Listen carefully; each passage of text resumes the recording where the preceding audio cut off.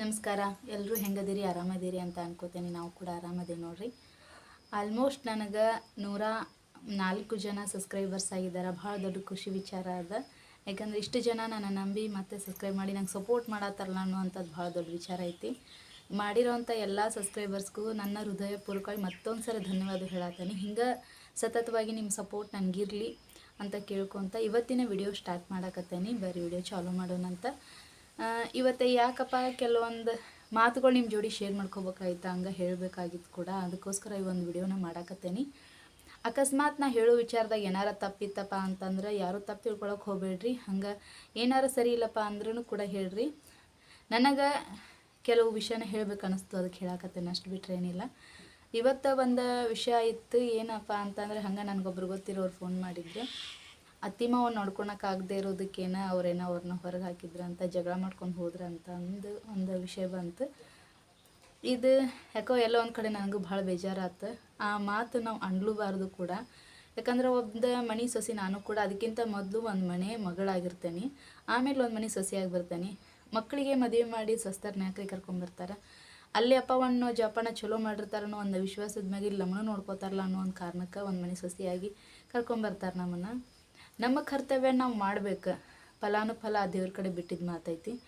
ನನಗೆ ಅವ್ರು ಹೇಳಿರೋಂಥ ವಿಚಾರ, ಅವ್ರು ಮಾತಾಡೋಂಥ ಕೆಲವೊಂದು ವಿಷಯ ಇಷ್ಟ ಆಗಲಿಲ್ಲ ನನಗೆ. ಯಾಕಂದ್ರೆ ನಮಗೂ ಅತ್ತಿ ಮಾವ ಇದ್ದರೆ ಅದಾರು ಕೂಡ. ಈಗ ನಮ್ಮ ಮಾವರು ಇಲ್ಲಾಗಿರ್ಬಹುದು.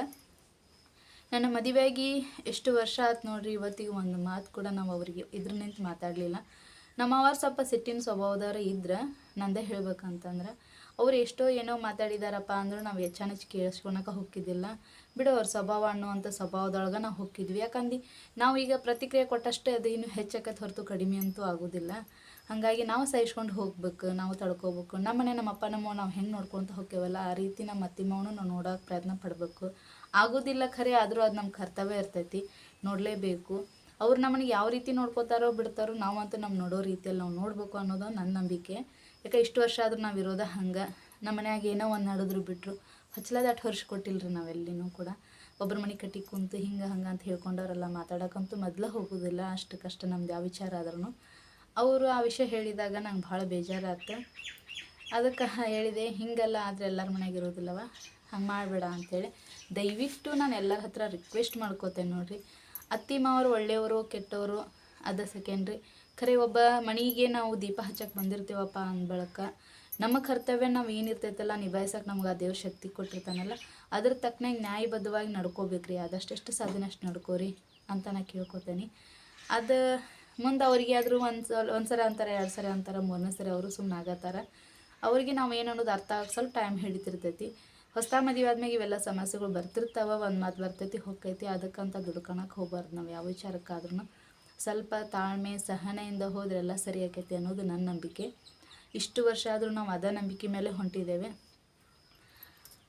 ಅದಕ್ಕೋಸ್ಕರ ಈ ಒಂದು ವಿಷಯ ನಿಮ್ಮ ಮುಂದೆ ಹೇಳ್ಕೊಬೇಕಾಗಿತ್ತು.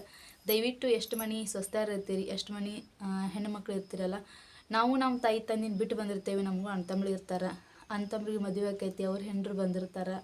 ನಾವೀಗ ಅತ್ತಿ ಮಾವು ಕೂಡ ಚೆನ್ನಾಗಿದ್ದೀವಪ್ಪ, ಇಲ್ಲಿ ಚಲೋ ಹೊತ್ನಾಗ ನಾವು ಅವ್ರು ನೋಡ್ಕೊಂಡ್ರಿವಿ ಅಂದ್ರೆ ಅದೇ ಉದಾಹರಣೆನ ನಮ್ಮ ತವ್ರ ಮ್ಯಾಗ ಕೊಟ್ಟರು ಕೂಡ ಅವ ಸರಿಪಡುವಂಥದ್ದು ಒಂದು ಸಂದರ್ಭ ಕೂಡ ಬರ್ತೈತಿ. ಇಲ್ಲಪ್ಪ ಅವ್ರು ತಿಳ್ಕೊಳ್ಳೋರಿಲ್ಲ ಅಂದ್ರೆ ತಿಳ್ಕೊಳ್ಳೋದಿಲ್ಲ. ನಾವು ಅವ್ರನ್ನ ಆ ಥರ ಸ್ವಭಾವದ ನೋಡ್ಕೊಂಡು ಹೊಂಟೀವಿ ಅಂದ್ರೆ ನಮ್ಮ ತಾಯಿ ತಂದೆ ನೋಡ್ಕೊಳ್ಳೋರು ಒಳ್ಳೆಯವರೇ ಸಿಗ್ತಾರೆ ಅನ್ನೋದೊಂದು ನನ್ನ ವಿಶ್ವಾಸ. ದಯವಿಟ್ಟು ನಿಮ್ಮ ಅತ್ತೆ ಮಾವ ಆಗಿರ್ಬೋದು, ತಾಯಿ ತಂದೆ ಆಗಿರ್ಬೋದು, ಅಣ್ಣ ತಂಗಿ ಅಕ್ಕ ತಮ್ಮ ಯಾರ್ಯಾಕ್ರಿ ಇರಲಿ, ಬದುಕಿರೋ ಅಷ್ಟು ದಿನಾನೂ ಅವ್ರ ಜೋಡಿ ಚಲೋತ್ನಂಗೆ ಇರ್ರಿ, ಚಂದಂಗಿರ್ರಿ. ದುಡ್ಡು ದುಡಿಮೆ ಸಾಯೋವರೆಗೂ ಸಿಗ್ತೈತಿ. ಮಾನವೀಯತೆ ಮನುಷ್ಯತ್ವ ಅನ್ನೋದು ಭಾಳ ದೊಡ್ಡ ವಿಚಾರ ಇರ್ತೈತದ. ಆ ಸಿಗೋದಷ್ಟು ಸುಲಭದ್ದಲ್ಲ. ಕಳ್ಕೊಳ್ಳೋದು ಒಂದು 10 ನಿಮಿಷದ ಕೆಲಸ ಇರ್ತೈತಿ. ಗಳಿಸೋಕೆ ಸಾವಿರಾರು ದಿನಗಳ ಗಂಟ್ಲೆ ಕಾಯಬೇಕು, ವರ್ಷ ಗಂಟ್ಲೆ ಕಾಯಬೇಕು. ನಾವು ಅಷ್ಟು ಸುಲಭಕ್ಕೆ ಯಾವುದೋ ಒಂದು ವಿಶ್ವಾಸ ನಂಬಿಕೆ ಅನ್ನೋ ಸಿಗೋದಿಲ್ಲ. ದುಡ್ಡು ದುಡಿಮೆ ನೋಡ್ಕೊತಕ್ಕಂಥ ಸಂಬಂಧಗಳನ್ನ ದಯವಿಟ್ಟು ಹಾಳು ಮಾಡ್ಕೊಳಕ್ಕೆ ಹೋಗಬೇಡ್ರಿ. ಎಷ್ಟು ಸಾಧ್ಯನೋ ಅಷ್ಟು ನೀವು ನಂಬಿರೋಂಥ ವ್ಯಕ್ತಿಗಳ ಜೋಡಿ ಬೆರೆಯೋದಕ್ಕೆ ಪ್ರಯತ್ನ ಪಡ್ರಿ. ಹಂಗೆ ಅವ್ರನ್ನ ಚಲೋತ್ನಾಗ ನೋಡ್ಕೊಳಕ್ಕೆ ಪ್ರಯತ್ನ ಪಡ್ರಿ. ಆಮೇಲೆ ಅವ್ರು ನಾವು ಏನೇ ಹೇಳಿದರೂ ತಿಳ್ಕೊಳ್ಳೋಂಥ ಶಕ್ತಿ ಅವ್ರಿಗೆ ಬರ್ತೈತಿ. ನಮ್ಮನ್ನು ಅವ್ರು ಅರ್ಥ ಮಾಡ್ಕೋತಾರೆ. ಪ್ಲೀಸ್ ಯಾರು ಕೂಡ ಇರೋವಂಥ ಕುಟುಂಬದ ಸದಸ್ಯರನ್ನು ಅಷ್ಟೊಂದು ಕೇವಲ ನೋಡೋಕೆ ಹೋಗಬೇಡ್ರಿ. ಎಷ್ಟು ಸಾಧ್ಯ ಅಷ್ಟು ಪ್ರೀತಿ ಕೊಡ್ರಿ. ಸಿಟ್ಟು ಬಂದರೆ ತಾಳ್ಮೆಯಿಂದ ಇದ್ದ ಕಾಸು ಅದನ್ನು ಸಾಲ್ವ್ ಮಾಡೋಕ್ಕೆ ಪ್ರಯತ್ನ ಪಟ್ಕೊರಿ. ದುಡ್ಕುವಂಥ ಸ್ವಭಾವ ದಯವಿಟ್ಟು ಯಾರೂ ಮಾಡೋಕ್ಕೆ ಹೋಗಬೇಡ್ರಿ. ನಮ್ಮ ಮಾವ ತೀರ್ಕೊಂಡು ಈಗ ರೀಸೆಂಟಾಗಿ ಸತ್ತಿದ್ದಾರೆ. ಬದುಕಿರೋಷ್ಟ್ರವರೆಗೂ ಆ ವ್ಯಕ್ತಿ ಬಗ್ಗೆ ಹಂಗೆ ಹಿಂಗೆ ಅಂತ ಮಾತಾಡ್ತೇವೆ. ಖರೆ ಸತ್ತಾಗ ಅದು ನೋವಿನ ಬೆಲೆ ಗೊತ್ತಾಕತಿ. ಇವತ್ತು ನಮ್ಮ ಮನೆ ಪೂರ ಖಾಲಿ ಖಾಲಿ ಖಾಲಿ ಐತಿ. ಯಾಕಂದ್ರೆ ಅವ್ರು ಎದ್ದ ಕೂಡಲೇ ಚಹಾ ಕೇಳೋರು, ಊಟಕ್ಕೆ ಕೊಡಬೇಕು, ನೀರು ಕೊಡೋದು, ಕುಂತ್ರ ನಿಂತ್ರೆ ಮಾತಾಡೋರು, ಒಂದು ಸರಿನೋ ತಪ್ಪೋ ಬೈಯೋರು, ಹೊರಗೆ ಹೋದ್ರೆ ಒಳಗೆ ಬಂದ್ರೆ ಕೇಳೋರು ಎಲ್ಲಿ ಹೋಗ್ಯಾರ ಏನಂಥೇಳಿ. ಇವತ್ತಿನ ದಿನ ನೋಡ್ರಿ ನಮ್ಮ ಮನೆಯವ್ರು 2-3 ದಿನಕ್ಕೊಮ್ಮೆ ಬರ್ತಾರೆ ಹೋಗ್ತಾರೆ.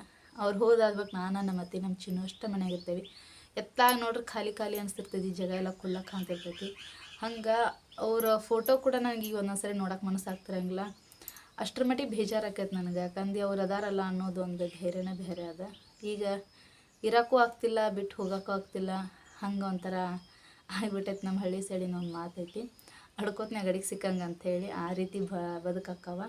ದಯವಿಟ್ಟು ಯಾವುದೇ ವ್ಯಕ್ತಿಗಳಾಗಿರಲಿ ನಿಮ್ಮ ಸಂಬಂಧಪಟ್ಟಂತನ್ನ ಎಷ್ಟು ಸಾಧ್ಯನೋ ಅಷ್ಟು ಅವರಿಗೆ ಸ್ವಲ್ಪ ಟೈಮ್ ಕೊಡ್ರಿ, ಅವ್ರ ಜೋಡಿ ಚೆನ್ನಾಗಿ ಮಾತಾಡ್ರಿ, ಪ್ರೀತಿಯಿಂದ ಬೆರೀರಿ ಅಂತ ಮತ್ತೊಂದು ಸರಿ ಕೇಳ್ಕೊಳತ್ತೇನೆ.